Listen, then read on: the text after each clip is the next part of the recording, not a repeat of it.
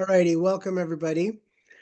My name is Dr. Jerry Abraham, and I am the Director of Public Health Integration and Street Medicine at Kedren Community Health Center, a federally qualified health center, acute psychiatric hospital, and historically Black institution in South LA.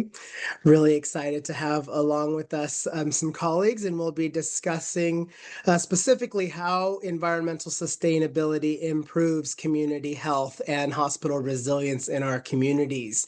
Today's session will highlight how integrating environmental stewardship into our community health needs assessment and community benefit strategies can improve our population health outcomes and objectives, and also help strengthen trust within our communities and the patients that these hospitals and clinics serve. Speakers will also be discussing today how we can better align our sustainability efforts with our hospital's bigger missions and strategies, and also how we engage our colleagues, our fellow employees, and also how these strategies can help recruit and retain talent. Lastly, we hope that this will be an opportunity for us to really discuss what climate resilience looks like in today's climate, and how we can take all those lessons back to our hospital and clinic operations, and also the bigger and broader impact that can have on our communities. So with that, I'll go ahead and turn it over. We have with us today Todd Suntrapak, from President and CEO of Valley Children's Healthcare. We also have with us Mr. Ben Money, from Senior Vice President of Population Health at the National Association of Community Health Centers. And lastly, Dr. Eftitan Akam, Assistant Professor of General Internal Medicine at Boston Medical Center. I'll go ahead and turn it over first to you, Todd.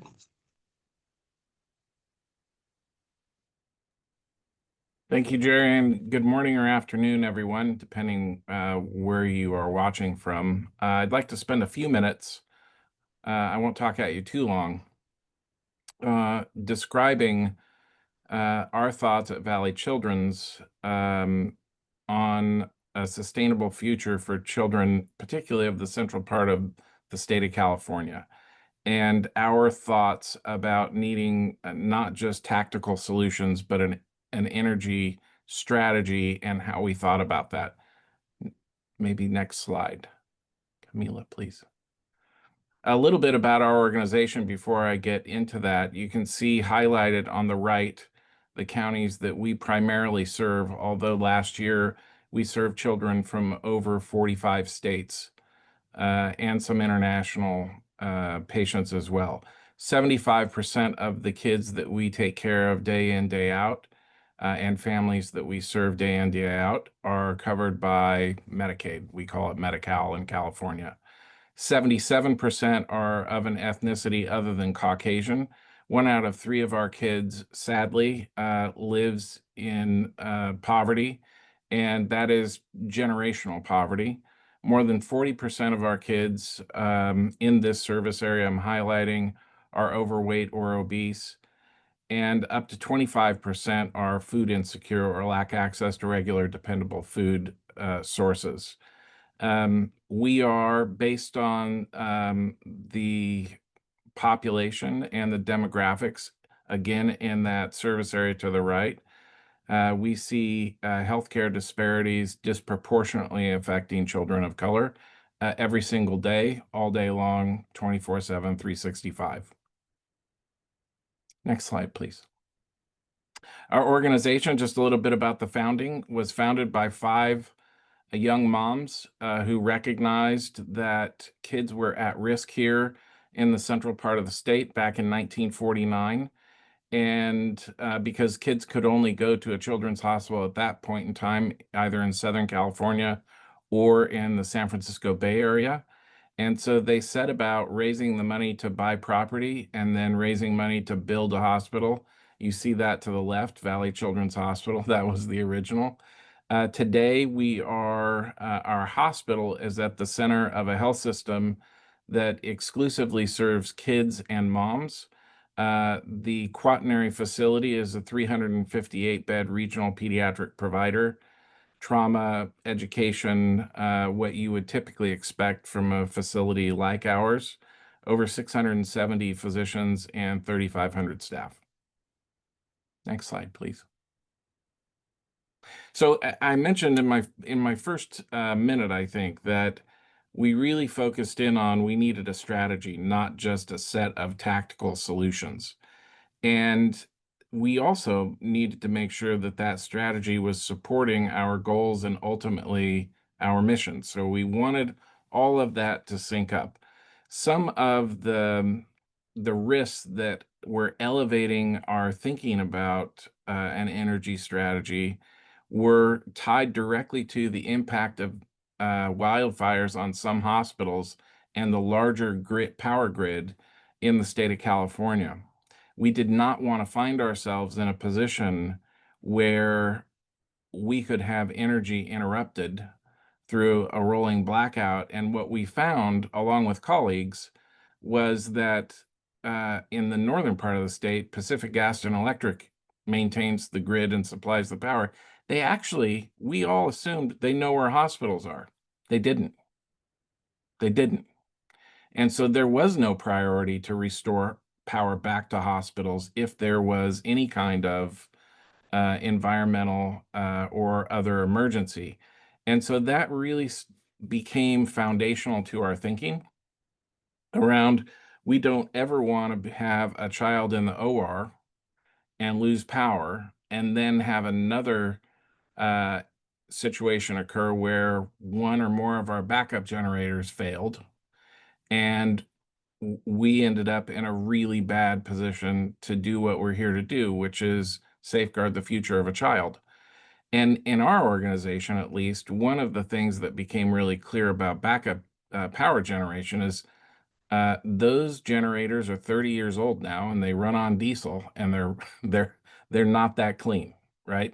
And we have air quality issues here. So everywhere we looked at what we're doing, what we need to do to safeguard kids, and what we need to do for the future became very much entwined because we also want to make sure, as I hope everyone does, that we leave an environment that is in a little better shape than where we're at today for future generations.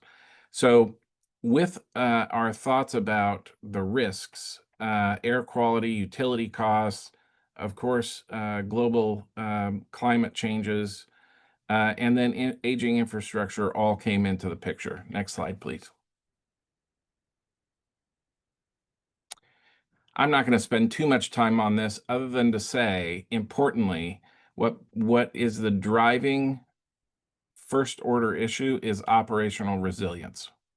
We want to make sure that we have an energy strategy that allows us to never have patient care interrupted. Never. And we think that that's possible. We then also wanted to have be good stewards of the financial resources available to us, and we wanted to decarbonize. Now, importantly, when I say decarbonize, I mean net. And some organizations choose to buy credits. What you're about to hear about does not contemplate buying any carbon credits. This is a net impact. Next slide, please. So the scope of our 1 and 2 baseline emissions by category is featured here. Purchase electricity, you can see, is the biggest chunk, natural gas, and then the kind of trailing efforts there, or uses, I should say. And off to the right is just kind of explaining that graphically. Next slide, please. As I said in the beginning, our resources are used in the service of our mission, first and foremost. And we were very excited for the IRA to bring us new ways as a not-for-profit to be helped in a mechanism to maybe not get tax credits in the usual way, but help us defer costs, which really made our energy strategy and where we went with it a no-brainer. Next slide, please. So what we decided was it wasn't just about solar panels. It wasn't just about fuel cells or batteries. It was about all three, which creates a standalone microgrid. And on the right, you will see a schematic of our campus, main campus, and the hospital. And then down at the bottom, you'll see the solar panel field, which will generate 1.32 megawatts that is being deployed not in rows, as you traditionally see, but actually in the shape of our mascot, George, which is a giraffe. Importantly, the giraffe has the largest heart of any land mammal, and that's why the founding mothers chose him as our mascot. You will also see in the schematic the fuel cell deployment and then the batteries. Next slide, please.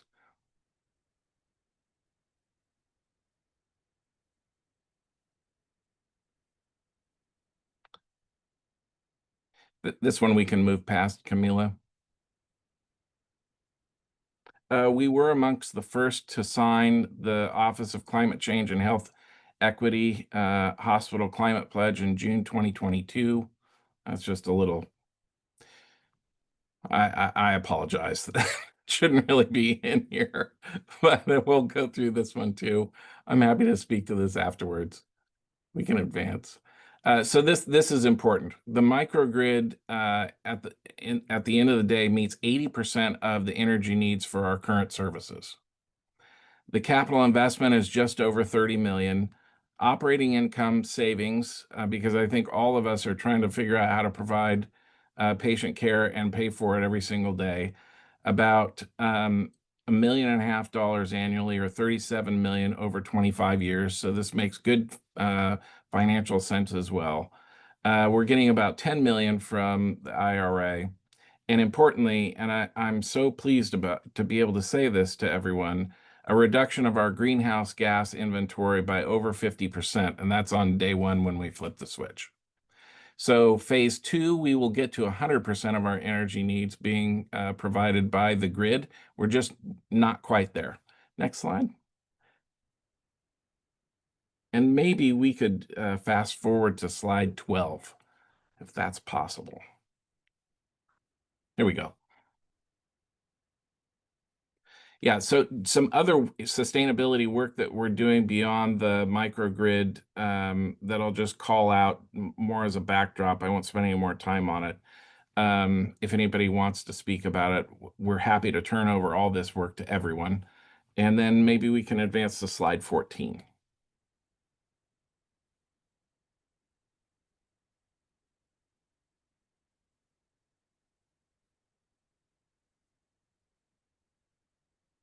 I think we're there. I had a little lag here. Thank you all. I know I talked at you for longer than 6 minutes. No worries with that. We'll pass it over to Mr. Ben Money from over at the National Association of Community Health Centers. Take it away, Ben. Thank you, Jerry, and thank you, Todd. I'm always impressed with the work that Valley Children's Hospital is doing. You all are really an inspiration to us, and thank you so much for your leadership. What I'd like to talk today about is our efforts at the National Association of Community Health Centers, along with partners, to advance solar microgrids at community health center sites. Next slide, please. So just a little bit of background on community health centers. You may also know them as federally qualified health centers, or FQHCs. In 2023, we served 32.5 million patients, the majority of whom are low income. Many are uninsured. There's also, significant number of individuals that are children, veterans, people experiencing homelessness. Proud to have Kedren and Jerry Abraham, our moderator today, as one of our members. So 1 in 10 people in the United States are community health center patients. The unique feature of our organization is not only are they nonprofit, but they're also governed by the patients that utilize the health center, which is a really unique model that's been around since 1965. Health centers are more than just primary care. They offer pharmacy, behavioral health, oral health services, enabling services, all integrated under one roof. And they serve anyone, regardless of their ability to pay, through sliding fee schedules of payment.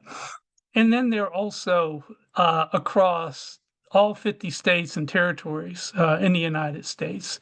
And because of that community and patient-governed connection, they're trusted entities and communities, particularly during times of emergencies. Next slide, please. So one of the things that really spurred our efforts towards the advancement of solar microgrids is the experience in Puerto Rico and our health centers after Hurricane Maria. You'll probably remember back in 2017, there was a massive hurricane that struck the island, and there was an island-wide blackout for several months. Direct Relief is an international nonprofit based out of California, and they are always prompt and ready to respond to emergency events. And a lot of times, the emergency events, may last days or weeks, but eventually power comes back on, systems are restored. Puerto Rico was really different. The island did not have the grid infrastructure that was able to be restored in rapid order. And so for months, people were without power. And modern healthcare is very difficult to deliver without power. Vaccines that are required, that require refrigeration, go bad. Electronic medical records that are essential these days for assuring that you have continuity of care and billing and all the other aspects. Those aren't up and operational. So while Direct Relief was flying down and providing vaccines, there wasn't any place to really store them very well. So they quickly pivoted to a model that I'll talk about in a little while, that is their Power for Health initiative.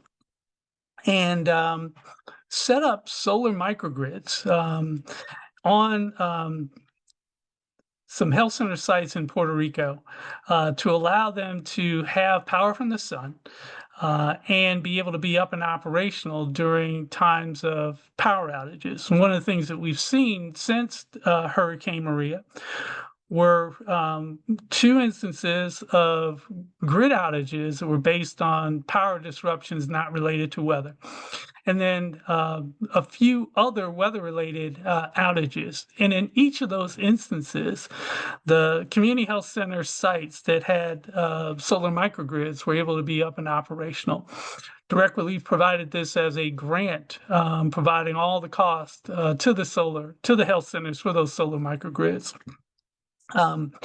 A stateside initiative that they developed was in New Orleans with Crescent Care Community Health Center, where they created a solar microgrid initiative for a health center that is part of a community resilience hub, which is a network of the Community Health Center and other nonprofit organizations that are pre-positioned, pre-planned with community input to respond during and after emergency events, particularly weather-related events, as New Orleans, particularly after Hurricane Katrina, is so used to experiencing. And so that resilience hub model really sort of forms the foundation of the work that we're undertaking at NAC. Next slide, please. So we've, with three of our partners, formed the CHARGE partnership, which is Community Health Access to Resilient Green Energy. Next slide, please. So the National Association of Community Health Centers, Collective Energy, which is an enterprise that was formed specifically to create solar microgrid initiatives on community health centers, and a longtime partner of NAC's, Capital Link, which is a fund development entity, came together to create CHARGE to do just that, to expand the model that was tested in Puerto Rico through direct relief efforts to expand it across the country, particularly focusing on community health center sites in vulnerable areas, vulnerable to weather, but also with high populations of individuals that are at extreme risk of weather-related events. Next slide, please. So charge addresses 4 critical elements. Unreliable power. And we're seeing this more and more across the country, particularly with aging infrastructure and more demands on power. As it gets hotter every year, there's more demand on the grid for electricity. And there's even scheduled and unscheduled power outages, brownouts, and the like that cause disruption, particularly for the healthcare sector, as Todd mentioned, is really a non-starter. We've got to have power to be able to deliver care. The inequitable impacts of power outages. Low-income communities of color often feel the effects of these power outages to a greater degree. And they often lack the resources they need to prepare, particularly for extreme weather and the aftermath. We talked a bit about disruption of services and what happens when health center patients can't access care, when health centers have to close, and the financial losses that impact their operating margins, which in many instances are very thin. And then we talked earlier about the high carbon footprint. Healthcare contributes about 8.5% of the total greenhouse gas emissions in the country. And low-income communities, particularly communities that have been historically marginalized and redlined, are often situated in areas where they're experiencing a disproportionate impact on their health, particularly from greenhouse gas emissions and the air quality impacts that result from that. Next slide, please. So just a little bit about solar microgrids and how they work. Essentially, it is a system that the CMS now recognizes as an appropriate backup power generation system. But as we talked about earlier, this can actually be a primary power generation system where the solar panels provide power and excess goes into the battery so that when the sun is down or weather does not permit power, that the battery can provide the electricity necessary. It's also continually tied to the grid to assure that there's another means of power. And then if the grid goes down, there's the opportunity to use existing generation power through gas or diesel to specifically power the battery. The unique thing about these systems is it allows you to distribute power where there are priorities within your facility. So if your refrigeration system for vaccines or your electronic medical record systems is a priority, you can cut the lights, but keep those critical systems back on. Next slide, please. Okay, so some benefits of a solar microgrid. Obviously, on a blue sky day, the cost savings on electric bills. We have a number of community health center sites with solar that actually use little or no electricity beyond what they generate from the grid. Health centers typically don't have high power devices like CAT scans and electronic medical, magnetic imaging. So they tend to run on less power than, let's say, a hospital. Having that continuity of care is really critical. We've done a recent survey and found that most health centers experience about 3 power outages a year, and that's increasing. And when those outages occur and they have to shut down operations, there's a substantial loss to revenue. And again, that revenue is critical for health centers being able to keep their doors open. And when the health center is not open and folks with chronic diseases need to get care, often they go to the emergency room. That particularly in an emergency event, can create hospital surge during a critical period. And it also leaves the patient stuck with a substantial bill that could have been offset if outpatient services at health center were available. And then being able to be a resilience hub, being able to open up as a cooling station or and allowing residents to charge their cell phone or power medical devices is something that we've seen health centers, particularly in Puerto Rico, do during their outages, and obviously CO2 reductions. Next slide, please. So just quickly, Direct Relief has a dashboard for the 55 sites that they have developed. And it shows just the ongoing savings that occurred to the health center, where resources that would have gone towards electric bills have been put back into providing new services and supporting the existing operations. We at NAC have done a similar dashboard. Next slide, please. It shows a profile of community health centers across the country that have these solar microgrids, a little bit about their story, and a little bit about the impact that these microgrids are having on their operations. I've included that in resource links. It'll be available after the webinar. And one more slide, please. Next slide is over to Effie, Dr. Eftitan Akam with Boston Medical Center. Thank you so much.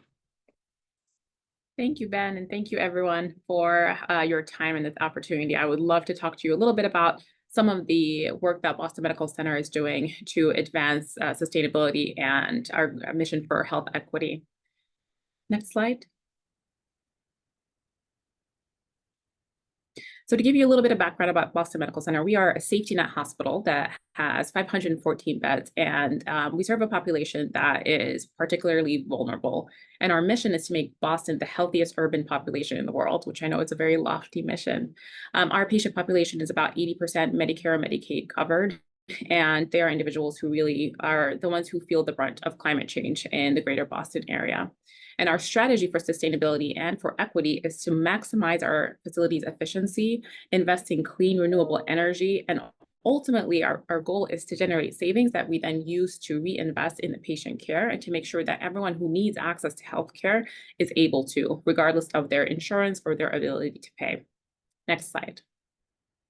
So I'll tell you about a few different projects that we are instituting that have helped with this mission. The first one is this solar farm. We, along with MIT and Friends of the Post Office in 2016, signed what was at the time the largest collaborative power purchase agreement.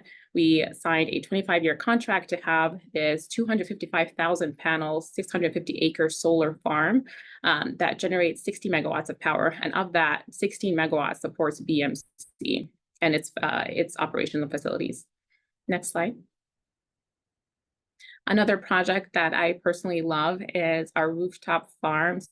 So BMC has 2 farms that occupy more than 7,500 square feet of garden space.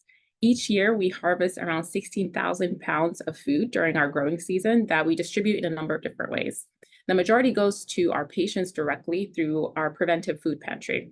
So last year, about 7,000 individuals were served through this pantry, 40% of whom are children. And your doctors, any doctor or clinician can sign a prescription for patients that are experiencing food insecurity or who have specific dietary needs like diabetes or heart disease to go get fresh produce from the pantry.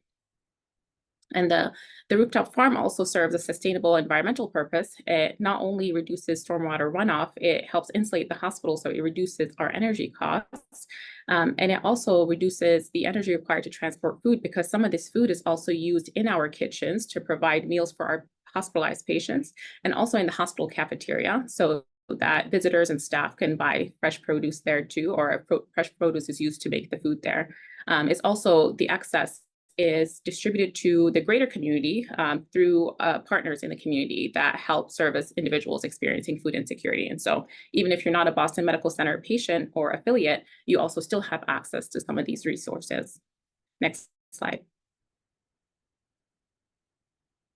You heard Todd and Ben both talk about the need to make sure that our hospitals are operational, including during storm blackouts and things like that.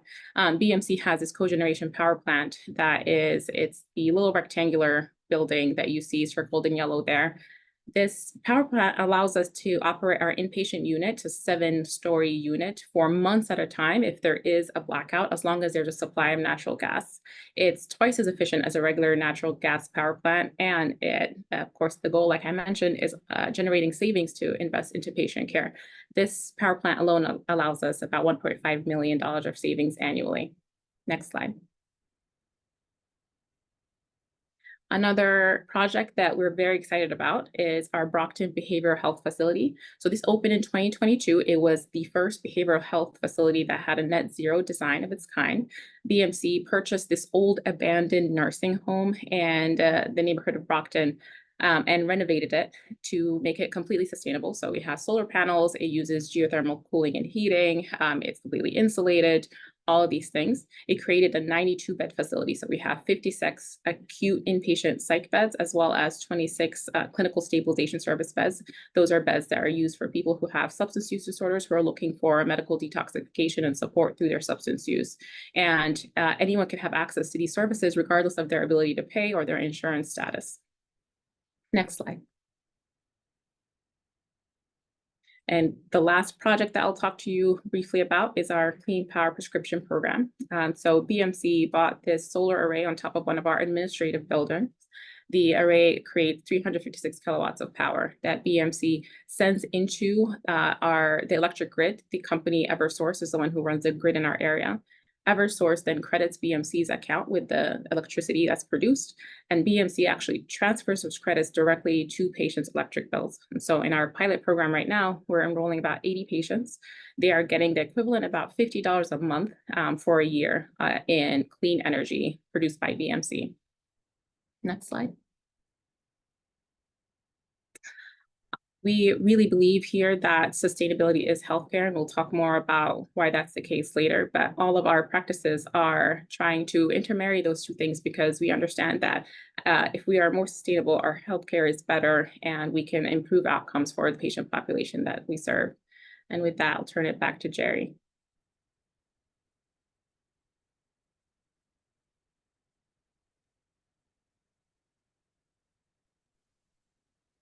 Great, wonderful. Thank you so much for that, Dr. Akam, and great presentations from Ben and Todd. And now we'll move over to a discussion, just making sure that we're all good and everybody's highlighted.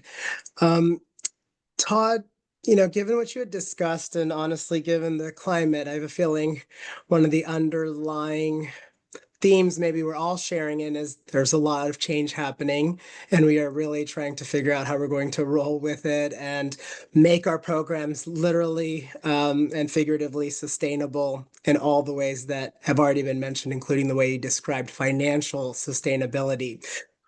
How do you balance those pressing needs, the long-term sustainability goals, and what we're trying to achieve with clearly the challenges that we're facing right now, where these may not be the priorities in our hospital for you or clinics for some of us? That's quite a question, Jerry. I think probably Ben and Effie would be much better at answering it than me.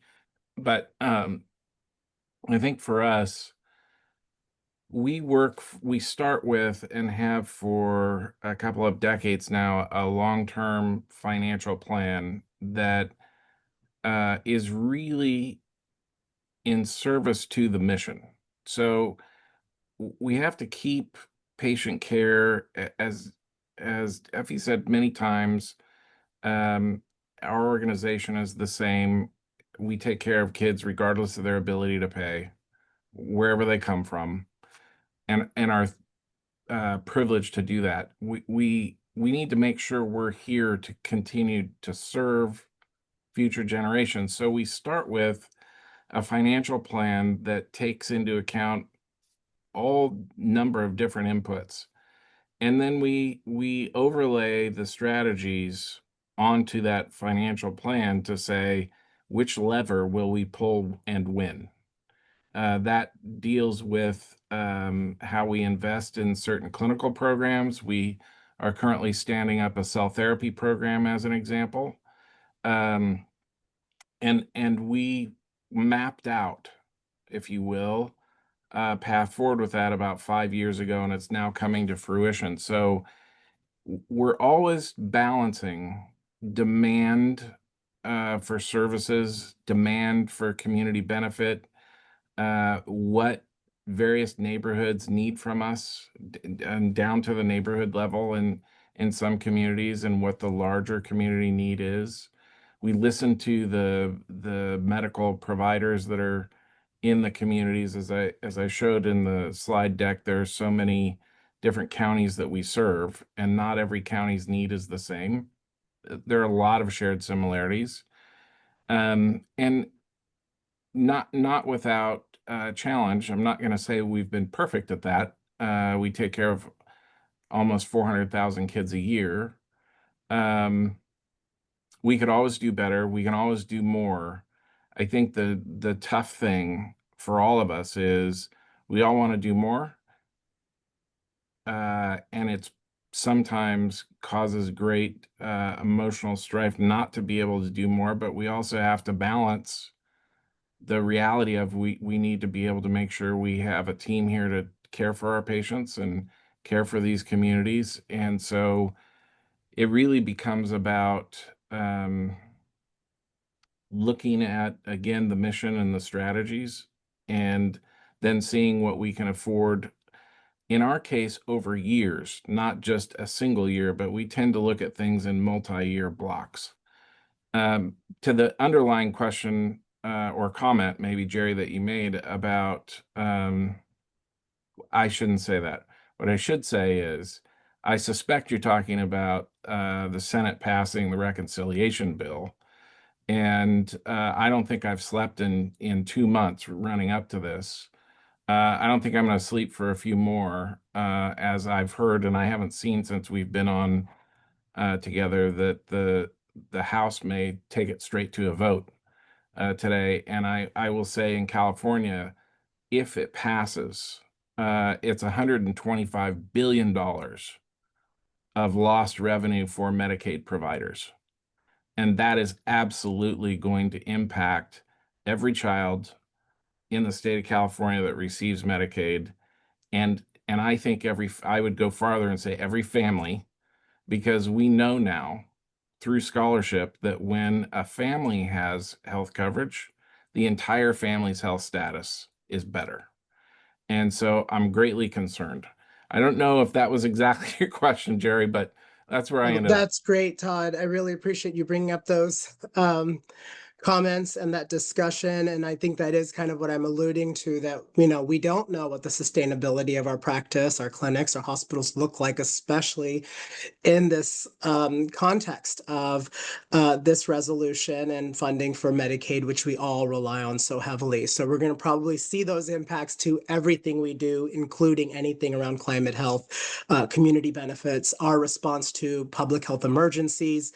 And Ben, that kind of brings me to, asking you, how do we communicate the value that these investments have really on our daily operations and emergency resilience? And, you've spoken to it with the example used in Puerto Rico, and kind of just the work that you've done and the National Association of Community Health Centers have done with really helping community clinics step up during emergencies. I'm guessing those are going to be challenged depending on what happens moving forward. But how do you communicate that to your members and to key decision makers, people in the C-suite, where this really can fall much further down and truly be seen sometimes as a luxury and something that we don't have the bandwidth or the ability to take on? Gary, that's an excellent question. And you mentioned luxury. I remember a time when air conditioning was considered a luxury, right? Where people may have had a box fan, they opened up their window, so I think it's important just to make it personal. You know, go outside and feel it. I'm here in North Carolina, and we experienced, close to 100 degrees in June. That's unheard of. And every year is subsequently getting hotter than the next. And what that does is it, as I mentioned, creates this incredible strain on the grid. So when I say make it personal, you ask the health center, what's the priority?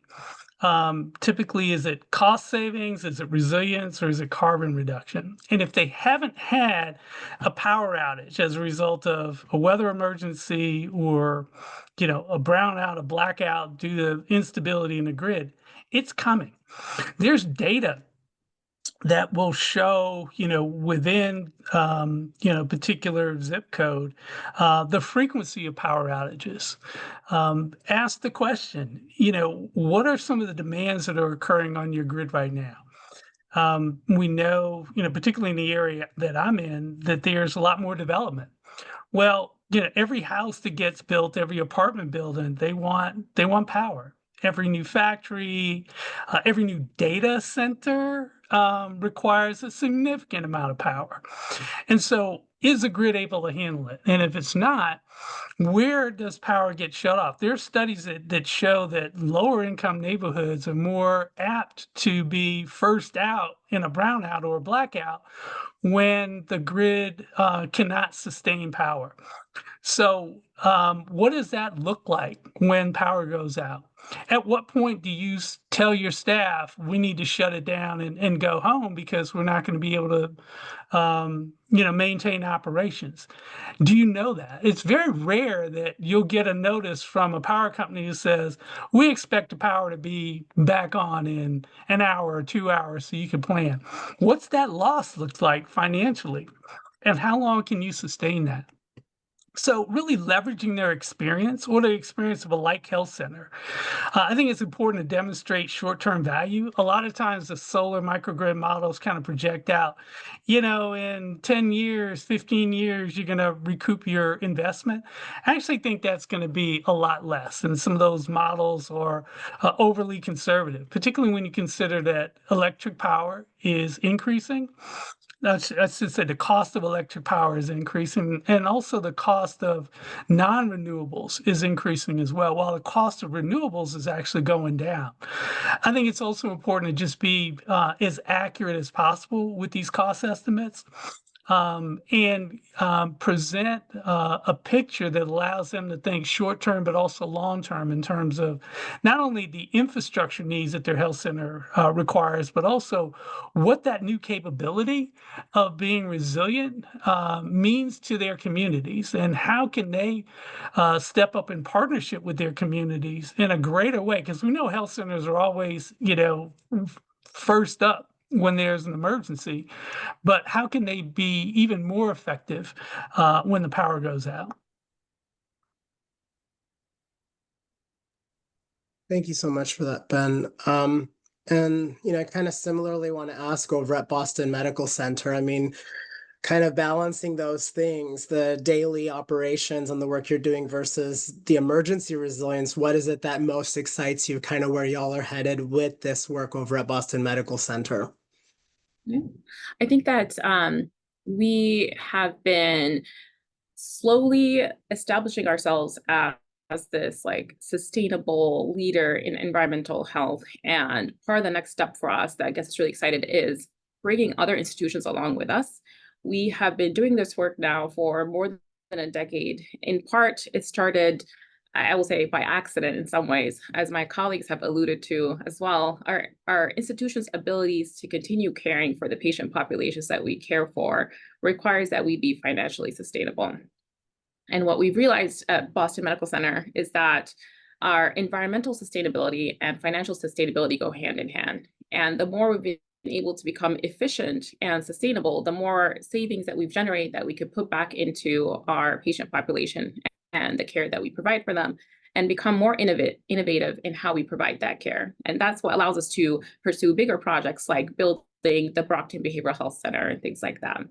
And now Boston Medical Center is helping other institutions to do similar work. We partnered with an organization called Omicello to create Oakwall, which is a consulting company that consults with other healthcare institutions from a buildings and facilities perspective on how to become more environmentally friendly, more sustainable, how to achieve some of these same cost savings.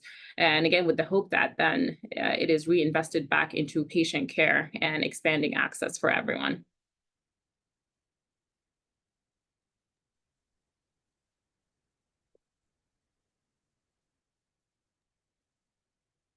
Aye. Thank you so much for that. I'm dealing with a situation in the hospital as we speak. So thank you for bearing with me. And I think it's kind of the reality that we're all facing. I can only imagine what it's like to be a CEO at a hospital in Central Valley, what it's like to be working in a, very urban, underserved environment where Boston Medical Center is leading. Ben, all of your members. So thank you for bearing with us. And honestly, there are so many things that we share in common, whether we're in urban environments or the rural ones. And so trying to figure this out, a lot of these solutions really are going to be important to all of our strategies moving forward.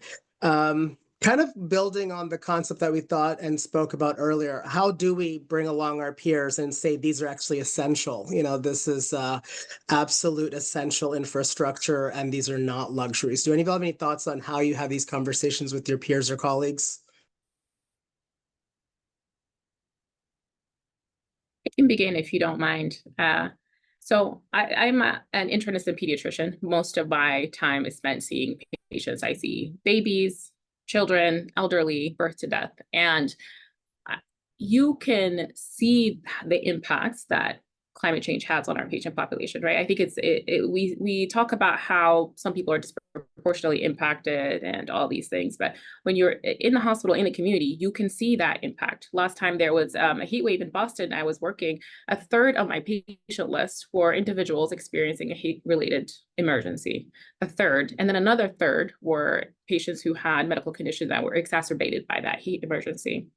And so I think the reality is that we are seeing the impacts, and we expect that these impacts are going to get worse as climate change advances, right? And our hospital systems, our institutions, our clinics are not capable of caring for the load that we are going to see without making some real changes. And so that not only includes being more sustainable in order to mitigate the impacts of climate change, but also making sure that our institutions are able to continue providing this care and hopefully helping patients not have to access care quite as much because we are preventing them from seeing the impacts and the complications of climate change. And so I think that if that is the message that I lead with as a clinician, that this is the reality, that it'll only get worse with time, and that if we don't make a change now, we are going to be making changes emergently, and that is not the best way to have a sustainable process or practice for change.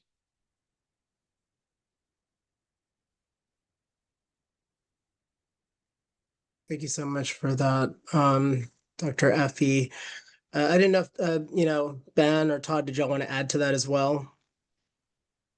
Yeah, I think I spoke earlier about just the critical nature of the emergencies that our communities experience, particularly weather-related emergencies, and extreme heat is one of the greatest causes of death as relates to weather that is often underreported because it typically has fewer financial losses, not like a hurricane or a tornado. But most recently, I think it's gotten the attention, particularly as we've seen areas of the country such as the Pacific Northwest, even Alaska, that have experienced extreme heat days that are unprecedented. I mean, when you have temperatures over 100 degrees in above the Arctic Circle, that's amazing actually, and it's frightening. And when we see excess mortality and morbidity as relates to heat, I think that's one sort of central, very poignant area that we can point to that, all across the country, our communities are experiencing it. And as Dr. Akam said, it's only getting worse.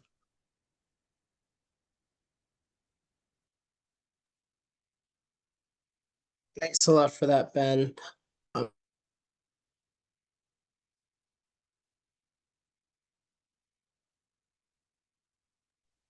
I was thinking we can move over to some of the questions that we see coming from the audience. Give me one moment. I'm just looking at the questions.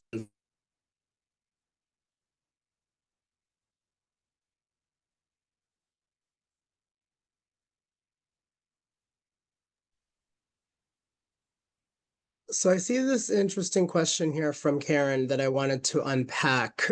So clearly our programs are going to change in light of potentially these cuts. Are there ways that we kind of do our work differently? Can we reimagine it so as we're bringing these new concepts around sustainability and resilience, including things like microgrids, for example, the Charge Initiative, the resources we've been leveraging from the IRA, the pledges and commitments that we've made in the past, and all of us even being a part of this action collaborative, are things like maybe decentralizing our work?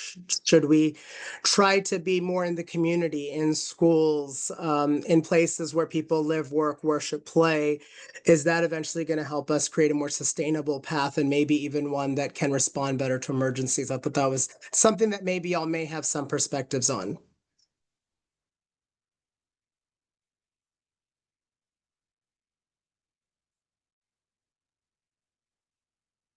Well, when it comes to emergencies, much of the response is local. And I think there's a lot of concern right now about whether there's going to be abdication at the federal level for support. Being in North Carolina, I have some concerns about Western North Carolina and the support that they need to recover. Community health centers have always been at the forefront of disaster response. I mean, from the recent tornadoes in Kentucky, wildfires in California and Maui, the toxic train explosion in East Palestine, Ohio, to COVID-19, to Superstorm Sandy, to Hurricane Katrina, and even 9/11. As community health centers, we provide ambulatory care and mobile health services to their communities, whether these patients are registered with the health center or not. And, we partner with hospitals, public health, local emergency management, FEMA. But, and we do that without dedicated funding. We are in discussions with federal partners around clarifying the role of health centers as we kind of sit between the hospital preparedness program and the public health preparedness programs. NAC is supporting more health centers to develop resilience and emergency preparedness capabilities, response, and recovery. But the pace and the intensity of these events just continues to increase. So, we're at a position where even with the investments that were made in the prior administration, we're still working from behind. And honestly, we can't afford to have any stumbling blocks in our way to be able to continue to meet the needs of the people we care for.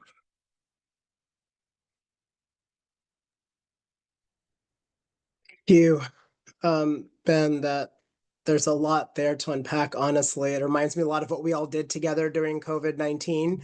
It definitely makes me wonder, how do we make the appeal to those that may have the resources, the pots of money, the funding opportunities or grants? And so if we make the right appeals, what we're seeing in the Central Valley, for example, or in Boston, are those things that we can find alternative investment strategies so that we can be prepared. Because I think, honestly, alluding what you may be also alluding to is, as the stress and strain increases, it's going to land on our doorstep, whether we like it or not. And we are committed as community health centers, for example, to taking care of everyone regardless of their ability to pay. And that's going to change as many Americans may lose their Medicaid now, right? And we also think about migration and migrant health issues, how that's going to impact our abilities. And at the end of the day, when the next emergency hits, whether it's a pandemic or some sort of climate-related disaster, we will have to step up. So I think now that's maybe where we go with framing this. I'd love to hear what Todd and Effie have to say, or share along those lines. How are we going to help connect these dots, that these are not luxuries, they do require investment? we are going to be called upon, whether we like it or not, to respond. If we do this, we actually are better positioned to be more effective during the emergency. And the truth is, we're going to have to do that in our futures, whether regardless of which administration. We just know hospitals and clinics are public health backbones in our community. Help us do that better by these investments in sustainability and resilience. But I'd love to hear, Dr. Effie and Todd, what your thoughts were on that. Thanks, Jerry. I want to say two things. One is at a high level, part of the challenge that we all have in caring for people in this country is there's no clearly defined strategy for what we are doing when we expend resources in caring for people. What I mean by that is none of us can find anywhere that the intent of the expenditure in healthcare is to keep people healthy. And so as a result, our resources are not being calibrated to do that. In fact, most of our healthcare dollars are going to acute episodes of something happening in really high cost centers like ours, like our hospital, in that part of the organization. And we're really good at it. I think in general, our country is really good at that and getting better as we focus more and more on patient safety and quality. And the problem with that is it doesn't really get out to the neighborhood too much, or the zip code, or the census block, or whatever it is.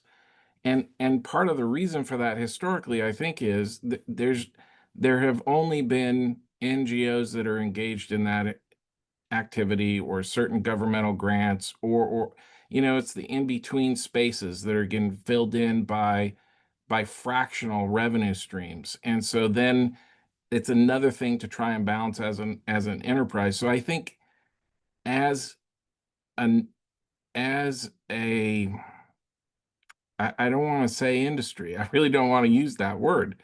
As a group of people that are trying to make a difference in our patients' lives and heal them, we do not have a strategy that's aligned. Number one, and I wish, and the reason I'm belaboring it, I wish we could keep that top of mind and engage with our electives to make them see that part of the challenge here, yes, we are expensive, but you're not helping us be less expensive. There are different ways to do all this work, but you're not asking us how to do this work. In fact, you're just telling us you're going to pay less for what we're doing. And that's not really helpful. Setting that aside, Jerry, and then I'm sure Evie's going to have much more important content, so I don't want to take too much time, but I will say this. There's also a part of, when we get to the community, there's a part of our thinking that has changed here, and I know it's true at other organizations as well. We now in pediatrics view our educators as being on the continuum of care with us. They are raising these kids. They know when these kids are not getting 3 squares. They know when these kids are in an unsafe situation at home. They also know what's going on with the parents a lot of the time. And we, as providers, have kind of kept, at least out here, kind of kept them out of the mix. Getting them in the mix is yielding fantastic results for us in terms of intervening, in particular at youth that are high risk to attempt suicide and have other behavioral health issues that we know districts have mental health practitioners, but because of HIPAA laws, we can't close the loop. But now we're working with the educators to create a legal tunnel for us to be able to do that. And so this is a little more tactical, but I think the same is true of our faith leaders in all of our communities. They are another part of the continuum of care that we're not really defining that way. And as a result, we are not having them be a part of our team to make a difference in the lives of the people in our communities. So I just encourage Appreciate that. everybody to think about who else, and then tell, if you would, send me an email. Who else am I leaving out? Because I think the more people we can get into doing this work with all of us, the better. I like it. It seems like all of us are committed to reimagining how we move forward, and really appreciate all the ideas that are coming up here. And Dr. Effie, I'll let you have the last word here. I know we're at time and love to hear your thoughts on this. I mean, I just want to say I agree fully with Todd, and I think that this investment in our communities is something that is needs to happen. It's not happening in the same way, and that we, like you were saying, Jerry, need to reimagine how healthcare can be and how we can do this better. Ben, did you have any last words? I'm just inspired by the work that Effie and Todd, their organizations are doing. And really, I think our partnering together, community health centers, hospitals, and public health is really going to be essential to preserving what we have in our communities and allowing them to be sustainable going forward. Well, with that, I really appreciate it. It sounds like us in the health sector are committed to figuring this out, and it looks like it may include us olive branching and working beyond maybe our traditional partners, including members of the community, community-based organizations, faith-based organizations, schools, and others, as we make our communities more resilient and prepared for the next emergencies, as well as making sure that we have sustainable futures for us and our future generations. With that, just some final closing announcements. We'll have the recording slides and resources posted on the National Academy of Medicine's website. And our next webinar in this series, Mitigating Operational Risks for Healthcare Sustainability Leadership, will be taking place in the coming weeks. More information will be available on the National Academy of Medicine's website. As there will be no debriefing following this webinar, everyone is welcome to leave when we end. But thank you so much for joining us today. Do come back, and we look forward to continuing our conversations in the future. Thank you all.